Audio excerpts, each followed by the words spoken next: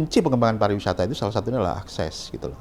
Nah, sekarang kalau menuju ke Alas Purwo udah mulus semua udah gitu loh, ke Alas Purwo itu. Ke Ijen juga demikian, dan kita punya kegiatan yang namanya Tour de Ijen ya, International Tour de Ijen, itu balap sepeda yang itu rutin kita adakan. Off itu sejak pandemi, sejak tahun 2000 kemarin off ya, karena sekarang juga off karena pandemi nggak mungkin. Itu internasional balap sepeda yang sudah mendapatkan sertifikasi UCI, masuk agenda UCI, United Cycling International series ya, series cycling internasional. Itu 600 km 3 etape ya, dijalani. Nah, UCI merekomendasikan sebuah kegiatan ketika jalur yang akan ditempuh itu sesuai dengan standar UCI. Artinya infrastrukturnya harus bagus, rute-rute yang dilalui, gitu kan. Nah, itu puncaknya kan di Ijen, Tour de Ijen itu. Nah, untuk menuju ke sana, untuk bisa menyelenggarakan event yang internasional tersebut, ya rutenya harus bagus, infrastrukturnya harus bagus, gitu loh. Gitu loh. Nah, Itu yang mengajukan menjadi Tour de Ijen itu dari pemerintah daerah atau inisiatif dari organizer? Dari pemerintah daerah. Dari pemerintah daerah mengajukan kepada asosiasi cycling internasional ini, ya FIFA-nya lah kalau di apa itu di sepak bola itu, ya kemudian kita mengajak kayak Tour de Singkara begitu kan. Tour de Singkara itu kan juga international series ya. Kemudian dan tur-tur sepeda yang lain gitu loh. Nah, kita mengajukan ke sana. Awalnya loh ini Tour de Ijen udah sekitar 10 kali kita selenggarakan itu, dan tiap tahun itu, dan itu rute berpindah-pindah loh tiap tahun. Beda-beda. Nah, setiap rute berpindah-pindah itu artinya kita memperbaiki infrastruktur, ya kan? Dan itu bentuk konsolidasi kita bagaimana memperbaiki infrastruktur, sekaligus promosi pariwisata, ya, sekaligus juga apa itu yang namanya jalan kan untuk berdampak terhadap ekonomi masyarakat sekitar yang dilalui kan begitu. Tapi juga di Tour de Ijen ini mulai start dan finish itu sebagian besar itu di tempat wisata. Itu promosinya dapat, perbaikan infrastrukturnya dapat, kemudian ekonominya juga dapat gitu loh. Jadi mengajukan dulu proposal untuk Tour de Ijen atau perbaikan dulu infrastruktur, Pak? Dua-duanya bareng lah, dua-duanya jalan gitu loh. Kita itu kan sudah Tour de Ijen itu 2012 Kak, kalau nggak salah mulainya.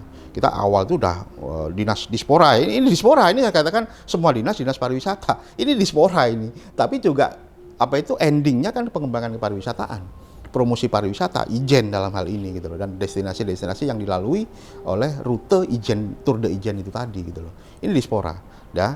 Dispora yang mengatur bagaimana itu bisa mendapatkan kegiatan itu di Banyuwangi, dia yang mengupayakan itu, ya tentu di guiding oleh Bupati, sementara PU menyiapkan infrastrukturnya, kami Dinas Pariwisata itu bagaimana mengembangkan manajemen di destinasinya, SDM di tempat pariwisatanya, itu dari kami Dinas Pariwisata gitu. Berarti untuk yang tadi itu contoh yang apa tadi yang Tour de Ijen itu, Ya, leading sektornya adalah Dispora. Dispora. Disbudpar itu hanya mendukung misalkan SDM di destinasi tersebut yang harus bagus, dilatih. Betul gitu. Ya. Ketika pada saat pelaksanaan kegiatan itu di setiap start dan finish itu kan pasti ada tampilan kesenian tuh, ya kan, tampilan-tampilan kesenian untuk memperkenalkan kesenian kepada para pebalap dan semua kru yang ada. Itu bisa ribuan orang yang datang itu saat pelaksanaan kegiatan itu. Nah, itu bagiannya kami. Gitu, Dinas Pariwisata. Meskipun itu leading sektor pelaksanaan kegiatan itu Dispora, tapi semua SKPD terlibat ketika kegiatan itu. Bagaimana PU menyiapkan infrastrukturnya, bagaimana bagian umum di Pemda itu menyiapkan properti sound system segala macam, itu di bagian umum. Bagaimana kemudian lingkungan hidup, Dinas Lingkungan Hidup menyiapkan taman, kemudian toilet dan lain-lain di tempat lokasi kegiatan. Semua SKPD terlibat. Nah, itulah sinergi antara SKPD. Dan mereka budgetnya di masing-masing SKPD, nggak perlu minta ke Dispora, gitu loh. Itu cara apa ya? Menghilangkan ego sektoralnya gimana, Pak? Ya, itu leadership pimpinan. Bagaimana melunturkan ego sektoral masing-masing SKPD, kepala dinas, itu kan memang yang bisa pressing tentu adalah pimpinan tertinggi gitu loh. Dan kita memang di contoh ya, kami di Dinas Pariwisata ini, saya mempunyai anggaran yang bisa digunakan oleh semua dinas. Bayangin tuh, ya. Contoh, Dinas A, kami ada tamu, ya. Tamu ini perlu disambut dengan tarian, bisa minta ke kami Dinas Pariwisata. Kami yang akan menyiapkan tarian-tarian untuk penyambutan tamu tersebut, gitu loh. Itu ya. Iya, bisa seperti itu. Jadi misalkan ada tamu dari Jakarta, Mm-hmm. kunjungan ke Dinas Pertanian. Betul, misalkan. bisa minta ke kami. Sebaliknya kami, ini ada kegiatan nih. Saya perlu taman-taman ini di tempat kegiatan ini. Ada vertical garden, ada toilet, mobile toilet misalnya. Saya bisa minta ke PU, saya bisa minta ke LH, gitu loh. Dan anggarannya ada di sana, ada di mereka. Sulit nggak Pak pengajuannya? Enggak, kita udah biasa duduk bareng begitu. Tapi di awal-awal sulit? Oh, di awal-awal ya mungkin. Saat awal-awal baru atmosfer untuk sinergitas SKPD ini kan biasalah itu kita ego sektoral itu masih ada. Nah, berjalan dari tahun ke tahun, event terus berjalan. Bahkan event ini setiap minggu. Bayangkan kalau 123 event, apa nggak setiap minggu tuh? Bisa jadi 2-3 kali. Dan itu semua harus kumpul dengan semua SKPD. Gitu loh. Akhirnya dengan kegiatan yang seperti itu, ego sektoral masing-masing ini luntur. Dan kegiatan di Banyuwangi itu tidak ada kegiatannya dinas. Yang ada adalah kegiatan pemerintah kabupaten. Itu. Perlu waktu berapa lama Pak hingga ego sektoral itu muncul kalau berdasarkan pengalaman? Ya mulai, ya makanya event itu kan awal dari 12 ya. Di tahun 2012 itu baru sekitar 12 event. Kemudian tahun berikutnya nambah lagi sampai tahun kemarin itu 123. Sebelum tahun 123 event itu ada 99 event. Terus bertambah, dan itu nggak bisa kita melaksanakan event itu hanya oleh satu dinas. Perlu kerjasama dengan semua dinas. Dan sejak itulah ya kita sinerginya udah enak. Bahkan rapat-rapat bisa hanya per WA, itu bisa gitu loh. Setahun ada proses itu Pak untuk membiasakan proses tersebut itu? Ya kurang lebih, ya bisa segitu ya. Karena banyak eventnya jadi biasa. Iya, ya terbiasa gitu loh. Dan mereka sudah menganggarkan sesuai dengan tupoksi mereka ketika event itu akan digelar. Ya seperti yang saya sampaikan tadi tentang tarian ya, itu ada di kami ya.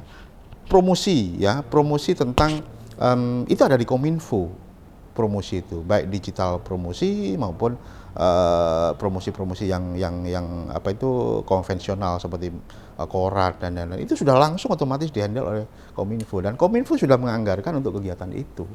Bapak kan di bidang promosi Ya, pemasaran. ya betul. Lalu gimana koordinasinya dengan Kominfo gitu Pak? Oh, saya itu Kominfo dengan kami, bahkan backgroundnya sama, artinya sama begini. Teman-teman Kominfo itu dulu satu tempat di kami di bagian humas dengan saya juga gitu. Jadi memang sudah lama kumpul sehingga komunikasinya lancar. Itu satu. Yang kedua, kita berbagi dengan Kominfo. Contoh, saya punya anggaran untuk live streaming untuk event khususnya di masa pandemi ini. Event-event itu sekarang itu kita live streamingkan ya. Sebelumnya kita promokan dulu, orang silakan tidak perlu datang tapi cukup melihat lewat kanal YouTube dengan linknya ini. Nah, dalam 1 tahun katakanlah ada 12 event, oke lah yang 6 bagian saya, yang 6 bagiannya Kominfo gitu loh. Contohnya begitu ya. Kemudian tuh baliho-baliho yang ada di kabupaten nih tentang promosi pariwisata dan lain-lain, itu ada yang dari kami, Dinas Pariwisata, ada juga yang dari Kominfo. Nah itu kebagiannya gimana Pak? Nah, khusus untuk yang kegiatan promosi kepariwisataan, itu full di kami. Kominfo kan tidak hanya promosi kepariwisataan, tapi juga mengkomunikasikan tentang kebijakan pembangunan kabupaten misalnya. Contoh, Kominfo menginformasikan, mensosialisasikan bagaimana APBD Kabupaten Banyuwangi, jumlahnya sekian. Kemudian pos untuk PU, infrastruktur sekian, kesehatan sekian, pendidikan sekian, dan lain-lain. Itu dipampang di beberapa tempat di Banyuwangi, dan itu bagian Kominfo kalau yang seperti itu gitu loh. Kalau kayak kegiatan tadi Posyandu, festival Posyandu, Ya. Itu bagian siapa promosinya? Bisa bagian saya, bisa bagian Kominfo. Dan kami punya bando-bando promosi itu, ada yang punya kami, Dinas Pariwisata, ada juga yang punyanya Kominfo di kota-kota ini. Gitu loh. Itu gimana koordinasi? Maksudnya anggaran bisa jadi mungkin double nggak Pak?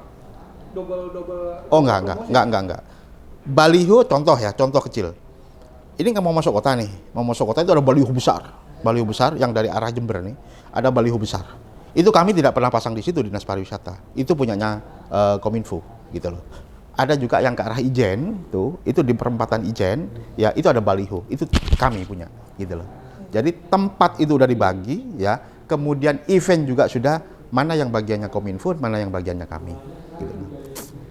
Eh, ada juga yang berpendapat bahwa Banyuwangi juga dalam tanda kutip ya Pak, nebeng kedengarannya Bali rame supaya kecipratan ini muncul gitu. Itu betul juga nggak betul atau berbeda? Bisa jadi juga benar ya. Cuman kalau kemudian nebeng tentang ketenaran Bali udah puluhan tahun yang lalu udah menjadi destinasi utama Banyuwangi. Tapi Banyuwangi ini baru bergeliat kan tahun 2010 ke atas, 2011 ke atas gitu loh. Kalau memang itu nebeng, ya harusnya sejak awal tahu lokasinya Banyuwangi juga dari dulu ya dekat gitu loh. Bukan hanya baru 2011 gitu kan. Nah, itu tapi memang kedekatan geografis itu juga berpengaruh ya.